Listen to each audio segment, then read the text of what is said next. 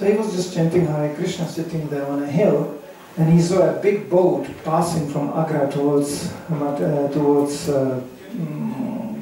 or whatever, packed with salt, being sold.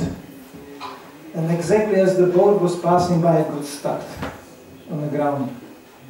And it didn't move.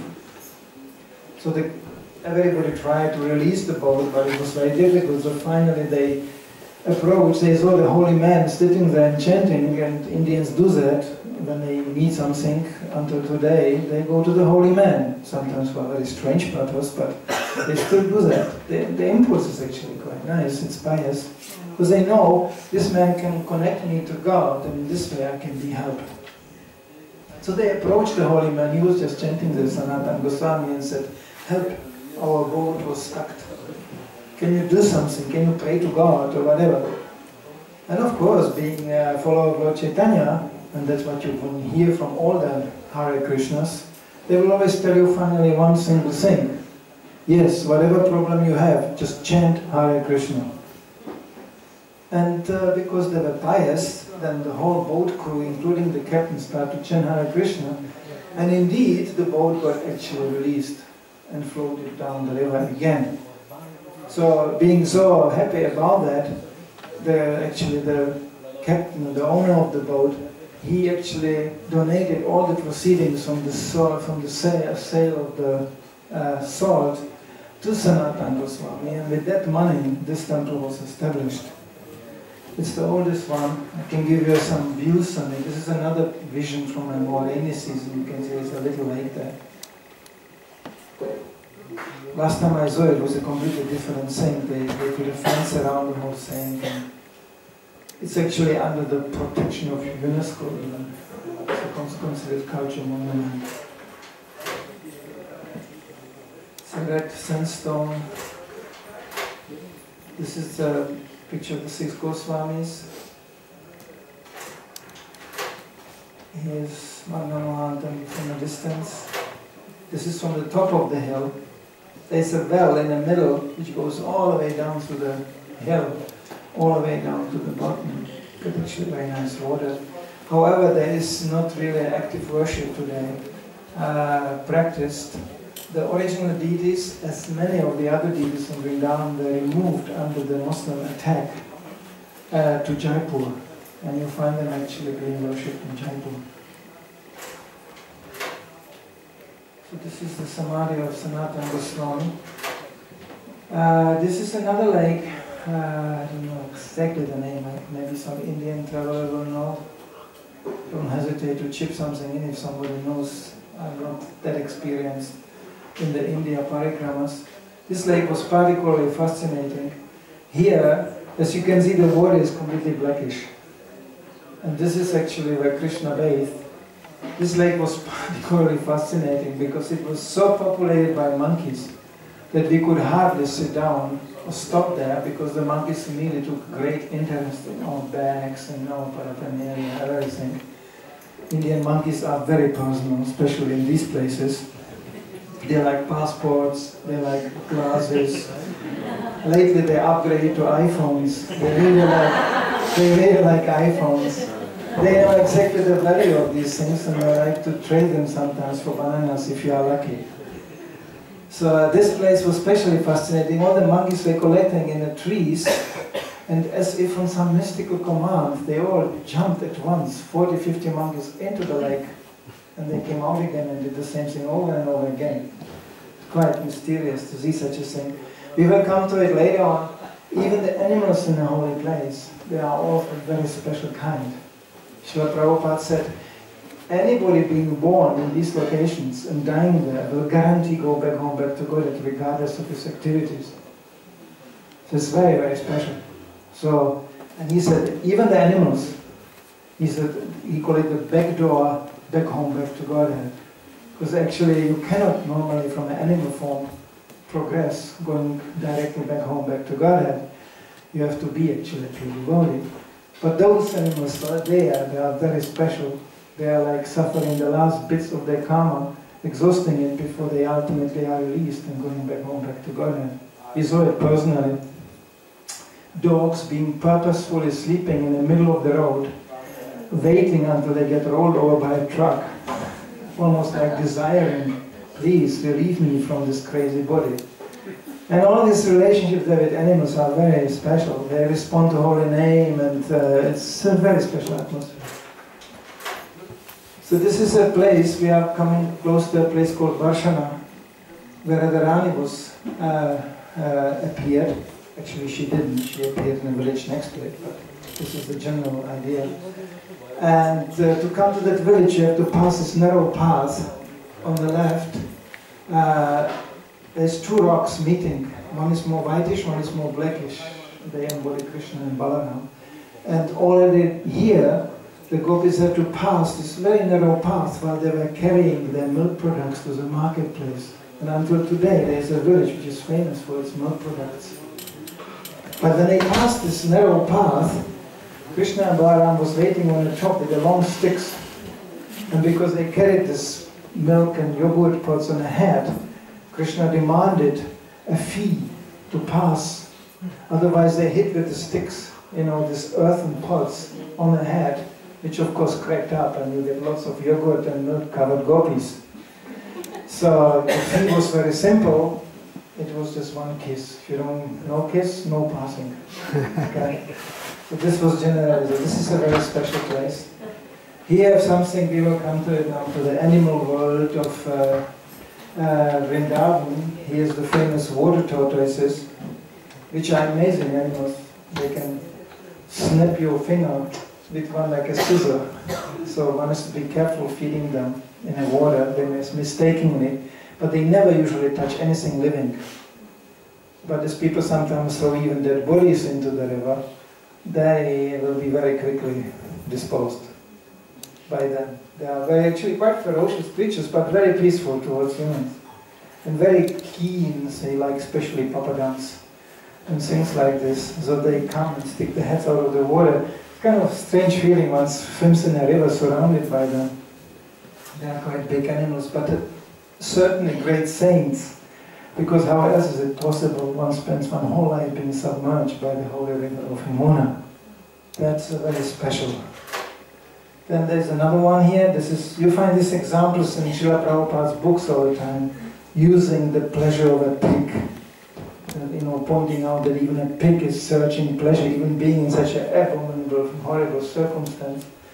But even the pigs they are this wild type. In Vrindavan, they are fulfilling very useful purpose. They are cleaning up the place all the time. They are like the local garbage men. Then you have the bats, which are the size of cats, hanging in the trees. They are all very, very funny, interrelated, these creatures. And then, of course, the famous parrots.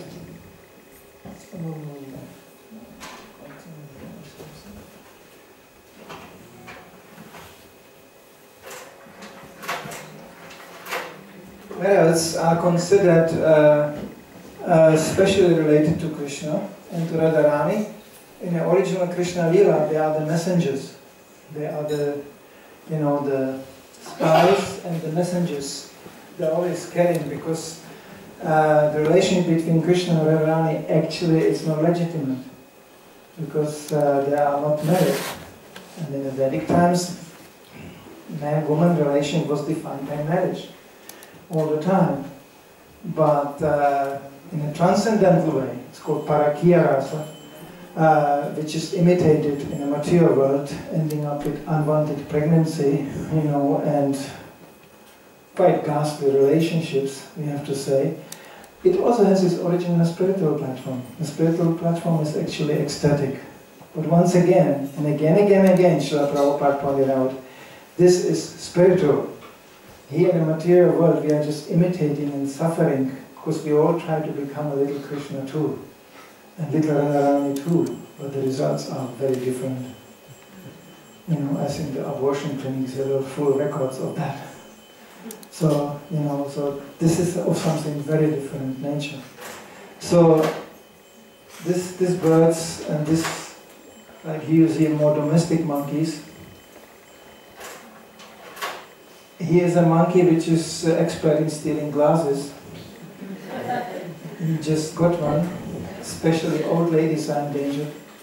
They jump on a bag and they know very quickly how to remove the glasses from your face. You don't even know how they do that. Now they upgraded the technique that actually they have a contract with the local shopkeepers. When they steal your glasses, they will jump in the backyard of the shopkeeper. He will come out and tell you, don't worry, no problem, no problem, no problem. I can get your glasses. You know, just few rupees. And then he will give the monkey some cookie or some banana. The monkey will give them the glasses, so the monkey made his deal, and the shopkeeper will also make few rupees. And in this way, everybody makes something in the whole process. The only one who is suffering is the foolish tourist or a foolish Westerner who didn't got the point. But don't travel to India or to Vrindavan with the brand new glasses. Yeah, please. So, the monkeys, of course, in Krishna's Leela, they play a great role. They are always around. They are like his friends. They are like Krishna is sharing the butter with them and all the stolen yogurt and everything. Finally, we have the peacocks, which are unfortunately, thanks to the very heavily increased traffic in Vrindavan, retreating to isolated locations. Nowadays, you don't hear them so much. But when I came first time to Vrindavan, the peacocks, especially in the morning and evening, gave a whole orchestra. They are like really defining the atmosphere of the place. So Krishna himself also, this is actually from one of his pastimes, he competed with the peacock in dancing, because peacocks are known by spreading their tail and they cannot dance. So Krishna had a competition and Balaram and the cowherd boys were the judges. But they always declared the peacock being the winner and Krishna the loser. It culminated in such an agitated atmosphere that Krishna felt so unjustly treated and judged. So finally he turned into a peacock himself, so nobody could say anything anymore. So this is ISKCON Goshala. This is the place where cows are protected. This is close to the ISKCON temple, Krishna Balaram Mandir. Otherwise, cows are to be found in Vrindavan walking rather freely. They are released in the morning. Many people don't have even the financial possibility to actually feed a cow extra. So they let them out and they just go out the whole day and they roam around and they eat whatever they find. Prabhupada wasn't very happy to seeing such a thing. As he said, in our India, no animal, no cow is fatty. They are all very skinny, but the ISKCON cows are very well fed. There is even, if somebody is interested, there is even today, due to the increased traffic, very dramatic situation arose that many of these freely walking cows get hit by cars and severely injured. So there is a whole ISKCON hospital. I was there visiting. It's very touching. It's very emotionally affecting when you walk between these cows, which each single one went through sometimes very complicated operations, and they are fixed and this, and you can see how grateful these animals are. You know. So this is one of the ISKCON projects, because Go Raksha, or cow protection, is most important for Krishna. He is called Go Brahmana Hitayacha, the protector of the cows and the brahmanas. So sometimes Krishna at the river Yamuna plays his flute so nicely that Yamuna turns actually into milk. Or it changes its course. Instead of flowing in one direction, flows in the other, because Krishna is moving in the other direction. Everything is very, very personal in Vrindavan. This is some glimpses of the local residents, of the atmosphere there. You meet all kinds of people, from Krishna imitators up to really wonderful devotees. Therefore, one should visit such a places. Pilgrimage means not exactly to visit just a holy place, but also to listen from a holy man. So I was personally lucky to come to Vrindavan after being already 5-6 years in Krishna consciousness under the guidance of the devotees. And those first devotees visiting Vrindavan were very lucky, because they went the right way with Srila Prabhupada directly. And they were thinking Vrindavan is full of Srila Prabhupads. But they realized very soon it is not so. Srila Prabhupada was absolutely unique in his way. How he could actually introduce us carefully and gently to the most, you could say, discreet and intimate abode of the Supreme Lord without us being able to do offenses. This lady, I knew her personally. She was in the middle of Vrindavan cooking her puris all the time. And she was the only one who was not harassed by the local monkeys because she had exactly agreement with them. So whenever she made puris, she distributed a certain puris to the monkeys and the deal was left, and then nobody bothered her anymore. This is an old pictures from Roy Bazaar, from Vrindavan. This is one of the, it's just an example of Vedic culture. A woman whose husband died or took sannyas, which is actually in one sense similar. She is supposed to be protected by his sons. Sometimes it cannot be so because the sons are just also not present. So this is actually a special ashramas financed by rich people who sponsor this kind of ashramas where older ladies are spending the last portion of their lives simply dedicated for spiritual purpose. They simply chant. It's a you could call it ashramas for women, especially. In the Vedic culture, it's based on protection of everybody, including women. So this is part of it. The whole atmosphere, of course, in Vrindavan can only be understood if one is in a mood of renunciation. Vrindavan is not a place exactly to enjoy in a material sense. But when one has the spiritual idea to cultivate his life in such a way so one can prepare oneself to go back home, back to Godhead, then one gets the right understanding of Vrindavan. Like example, materially spoken, one can see a man like this, one thinks, he's like a beggar. No, this used to be sometimes very rich people and very materially well-situated people who voluntarily renounced this world and came to Vrindavan to spend their last days there to cultivate spiritual knowledge intensely. This is one of the classical processes of devotional study, Shravanam, Kirtanam, Vishnu Smaranam, that means reading from the Holy Scripture, chanting Hare Krishna and worshipping Tulasi. It's a simple household, obviously. Here it's more fancy household. One finds all kinds of people in Vrindavan, but everybody is dedicated. Practically every house used to be a temple. Every house.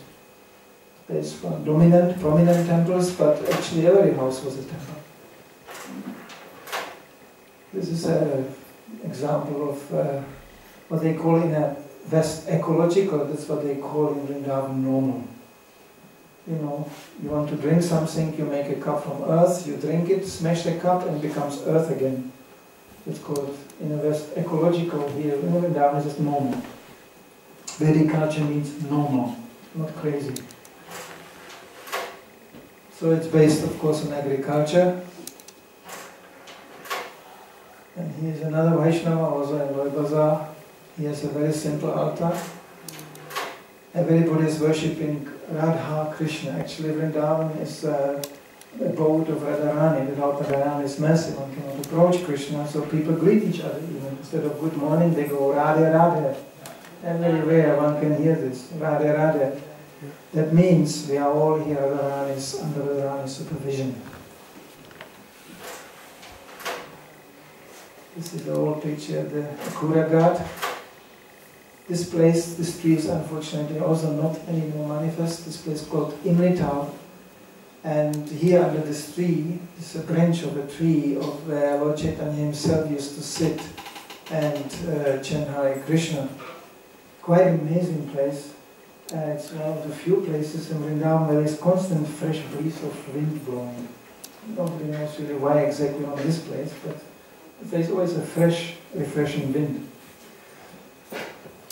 Srila Prabhupada used to also come here. It's a small Gaudiya Math temple, but I heard that this tree is not anymore manifested in this form.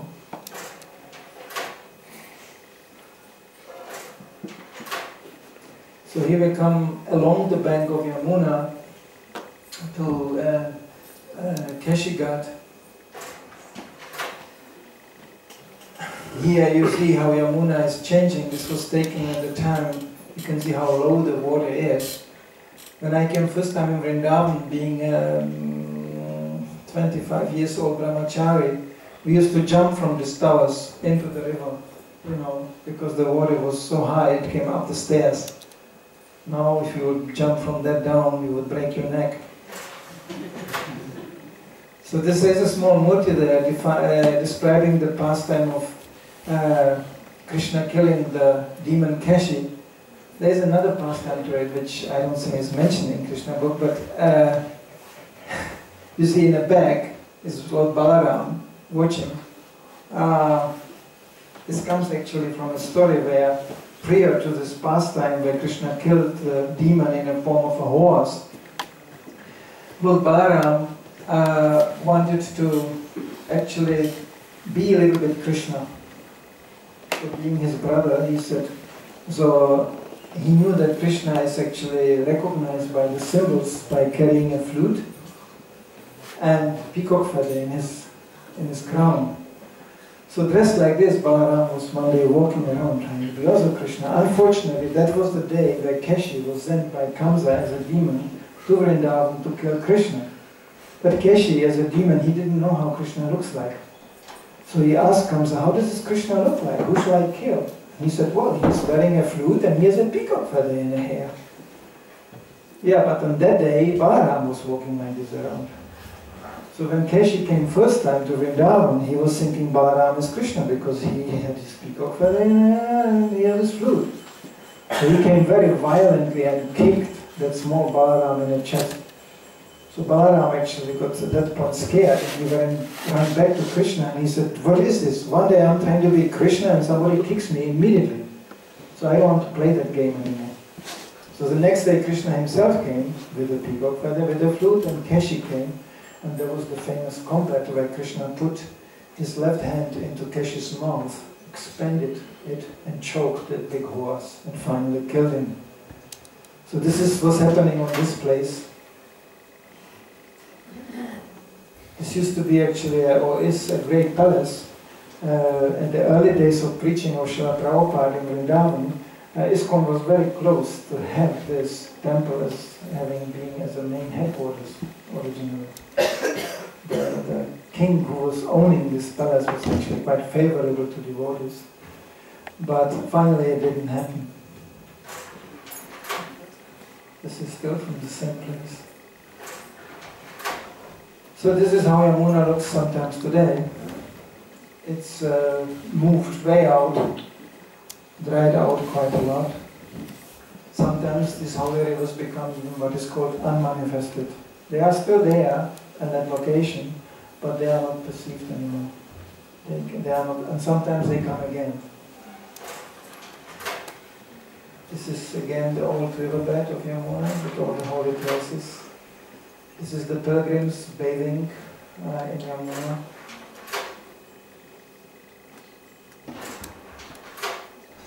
This is traversing Yamuna to the other side. This is when Yamuna gets more filled up with water from the other side, again Madanam Mohan temple.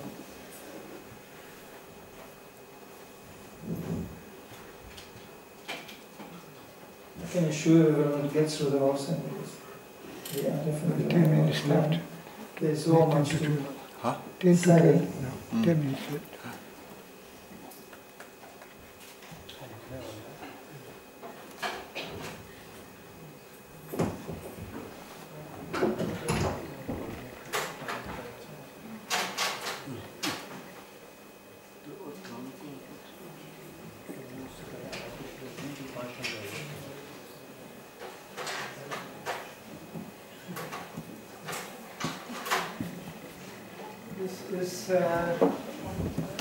This temple, I couldn't have any further insight whatsoever because it's it's called Banka Vihara.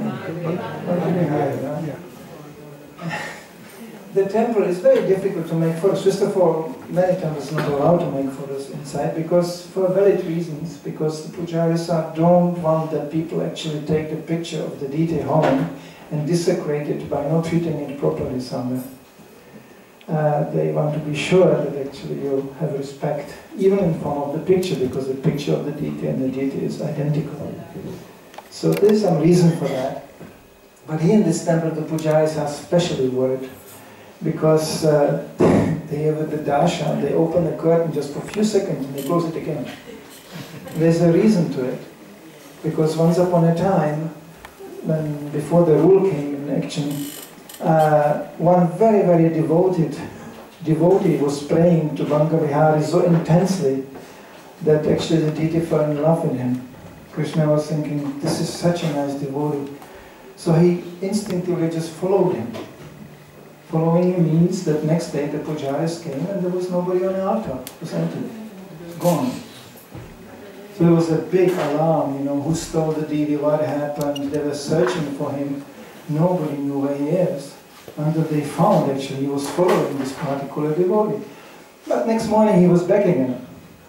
But they were so afraid that this happened again, and maybe he will not come back again, that they opened the curtain very shortly and closed it again, just to make sure Krishna doesn't get too intense relationship to his devotees and doesn't disappear again from that altar.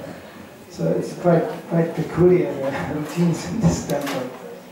This is one of the more younger temples. It's a little bit imagined, obviously, from the little bit influenced by Western architecture also.